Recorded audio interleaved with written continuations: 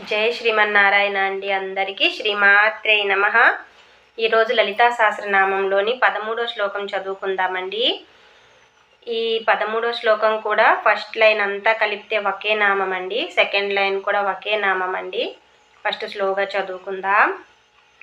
కనకాంగద కేయూర కమనీయ భుజాన్విత రత్నగ్రైవేయ చింతాక లోలముక్తా ఫలాన్విత. శ్లోకం రూపంలో చదువుదామండి.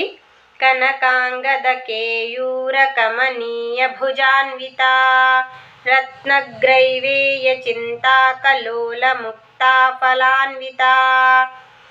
ఇక్కడ మనము ఈ ఫస్ట్ లైన్లో చేసే మిస్టేక్ ఏంటంటే కనకాంగద కేయూరా అని అక్కడ మనం దీర్ఘం తీస్తామండి. అక్కడ చూసుకోండి. కింది లైన్లో రత్నగ్రైవేయ చింతాక అని కా దగ్గర దీర్ఘం వస్తుందండి.